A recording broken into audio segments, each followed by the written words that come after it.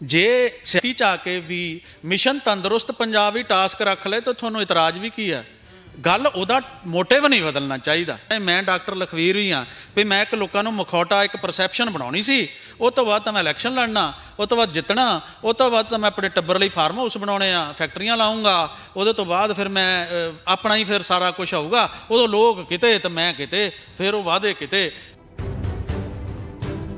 ਧਾਕੜ ਅਫਸਰ ਵਜੋਂ social media ਤੇ ਵਾਇਰਲ ਹੋਣ ਵਾਲੇ ਅਫਸਰ ਡਾਕਟਰ ਲਖਵੀਰ ਸਿੰਘ ਡੀਐਚਓ, ਜਿਨ੍ਹਾਂ ਨੇ ਸਮਾਂ ਰਹਿੰਦਿਆਂ ਹੀ ਆਪਣੀ ਨੌਕਰੀ ਤੋਂ ਅਸਤੀਫਾ ਦੇ ਦਿੱਤਾ ਤੇ ਕਿਆਸ ਇਹ ਸਨ ਕਿ ਹੁਣ ਉਹ ਆਮ ਆਦਮੀ ਪਾਰਟੀ ਦੇ ਵੱਲੋਂ ਜਲਦ ਹੀ ਲੋਕ ਸਭਾ ਚੋਣ ਲੜ ਸਕਦੇ ਨੇ। ਹੁਸ਼ਿਆਰਪੁਰ ਤੋਂ ਹੀ ਉਹਨਾਂ ਦੀ ਚੋਣ ਲੜਨ ਦੇ ਕਿਆਫੇ ਲਾਏ ਜਾ ਰਹੇ ਸਨ, ਪਰ ਇਹਨਾਂ ਸਾਰੀਆਂ ਗੱਲਾਂ ਦੇ ਉੱਪਰ ਉਹਨਾਂ ਦੇ ਵੱਲੋਂ ਉਸ ਸਮੇਂ ਵਿਰਾਮ ਲਗਾ ਦਿੱਤਾ ਗਿਆ ਜਦੋਂ ਉਹਨਾਂ ਨੇ ਆਮ ਆਦਮੀ ਪਾਰਟੀ ਦੀ ਬਜਾਏ ਸ਼੍ਰੋਮਣੀ ਅਕਾਲੀ ਦਲ ਬਾਦਲ ਦਾ ਪੱਲਾ ਫੜ ਲਿਆ। ਜੀ ਹਾਂ, ਬੀਤੇ ਕੱਲ੍ਹ ਉਹਨਾਂ ਨੂੰ ਖੁਦ ਸੁਖਬੀਰ ਸਿੰਘ ਬਾਦਲ ਪਾਰਟੀ ਪ੍ਰਧਾਨ ਦੇ ਵੱਲੋਂ ਆਪਣੀ ਪਾਰਟੀ ਦੇ ਵਿੱਚ ਸ਼ਾਮਲ ਕਰਵਾਇਆ ਗਿਆ ਹੈ। ਇਸੇ ਦੇ ਨਾਲ ਤੁਹਾਡੇ ਨਾਲ ਇਹ ਵੀ ਜਾਣਕਾਰੀ ਸਾਂਝੀ ਕਰ ਲੈਂਦੇ ਹਾਂ ਕਿ ਬੀਤੇ ਦਿਨ ਡਾਕਟਰ ਲਖਵੀਰ ਸਿੰਘ ਦੇ ਵੱਲੋਂ ਖੁਦ ਇਹ ਜਾਣਕਾਰੀ ਸਾਂਝੀ ਕੀਤੀ ਗਈ ਸੀ ਕਿ ਮੈਂ 3 ਵਜੇ ਤੱਕ ਆਮ ਆਦਮੀ ਪਾਰਟੀ ਦੇ ਵਿੱਚ ਸ਼ਾਮਲ ਹੋ ਚੁੱਕਾ ਹੋਵਾਂਗਾ। ਇਸ ਤੋਂ ਬਾਅਦ ਉਹ ਚੰਡੀਗੜ੍ਹ ਚਲੇ ਜਾਂਦੇ ਨੇ, ਪਰ ਉੱਥੇ ਜਾਣ ਤੋਂ ਬਾਅਦ ਜਦੋਂ ਮੁੱਖ ਮੰਤਰੀ ਮਾਨ ਦੇ ਵੱਲੋਂ ਉਹਨਾਂ ਨੂੰ ਸਮਾਂ ਨਹੀਂ ਮਿਲਦਾ ਤਾਂ ਉਹ ਉਨੀ ਪੈਰੀ ਵਾਪਸ ਆ ਜਾਂਦੇ ਨੇ। ਇਸ ਤੋਂ ਬਾਅਦ ਬਹੁਤ ਸਾਰੀਆਂ ਗੱਲਾਂ ਵੀ ਹੋਈਆਂ ਕਿ ਕੀ ਹੁਣ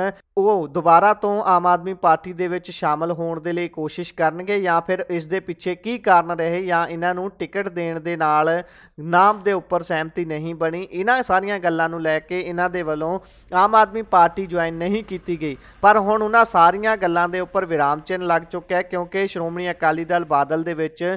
ਇਹ ਸ਼ਾਮਲ ਹੋ ਚੁੱਕੇ ਨੇ। ਤੇ ਇਸ ਤੋਂ ਬਾਅਦ ਹੁਣ ਕਿਆਸ ਇਹੀ ਲਗਾਏ ਜਾ ਰਹੇ ਨੇ ਕਿ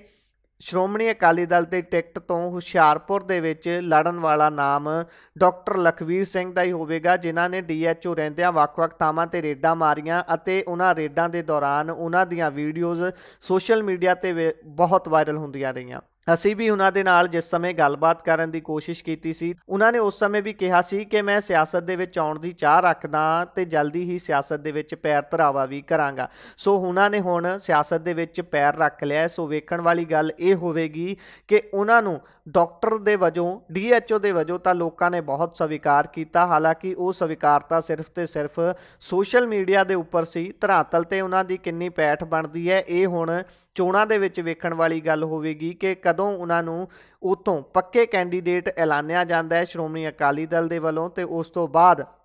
ਫਿਰ ਕਿਸ ਤਰੀਕੇ ਦੀ ਉਹ ਕਾਰਗੁਜ਼ਾਰੀ ਦਿਖਾਉਂਦੇ ਨੇ ਤੇ ਕੀ ਹੁਸ਼ਿਆਰਪੁਰ ਦੇ ਲੋਕ ਜਾਂ ਫਿਰ ਜਿੱਥੋਂ ਵੀ ਉਹਨਾਂ ਨੂੰ ਟਿਕਟ ਲੋਕ ਸਭਾ ਲਈ ਦਿੱਤੀ ਜਾਂਦੀ ਹੈ ਉੱਥੋਂ ਦੇ ਲੋਕ ਉਹਨਾਂ ਨੂੰ ਆਪਣੇ ਹੱਥਾਂ 'ਤੇ ਚੱਕਦੇ ਨੇ ਜਾਂ ਫਿਰ ਡੀਐਚਓ ਨੂੰ ਉਸੇ ਹੀ ਕੰਮ ਦੇ ਵਿੱਚ ਮਹਾਰਤ ਹਾਸਲ ਸੀ ਜਿਸ ਕੰਮ ਦੇ ਵਿੱਚ ਉਹ ਨੌਕਰੀ ਕਰ ਰਹੇ ਸਨ। ਇਸ ਦਾ ਸਮਾਂ ਬਿਆਨ ਕਰੇਗਾ, ਪਰ ਵੇਖਣ ਵਾਲੀ ਗੱਲ ਹੋਵੇਗੀ ਜਿਸ ਤਰੀਕੇ ਦੇ ਨਾਲ ਡੀਐਚਓ ਲਖਵੀਰ ਸਿੰਘ ਨੇ ਆਪਣੀ ਕਰੀਬ 3.5 ਸਾਲ ਦਾ ਸਮਾਂ ਉਹਨਾਂ ਦੀ ਨੌਕਰੀ ਦਾ ਹਾਲੇ ਬਾਕੀ ਸੀ, ਜਿਸ ਨੂੰ ਉਹਨਾਂ ਨੇ ਛੱਡ ਕੇ ਇੱਧਰ ਸਿਆਸਤ ਦੇ ਵਿੱਚ ਪੈਰ ਧਰਾਵਾ ਕੀਤਾ ਤੇ ਹੁਣ ਸਿਆਸਤ ਦੇ ਵਿੱਚ ਉਹ ਕਿਹੋ ਜਿਹੀ ਪਾਰੀ ਖੇਡਦੇ ਨੇ ਤਾਂ ਸਮਾਂ ਹੀ ਬਿਆਨ ਕਰੇਗਾ। ਧਾਕੜ ਅਫਸਰ ਤੋਂ ਧਾਕੜ ਸਿਆਸਤਦਾਨ ਬਣਨ ਦਾ ਸਫ਼ਰ ਕਿਹੋ ਜਿਹਾ ਰਹਿੰਦਾ ਹੈ ਇਹ ਵੀ ਸਮੇਂ ਤੇ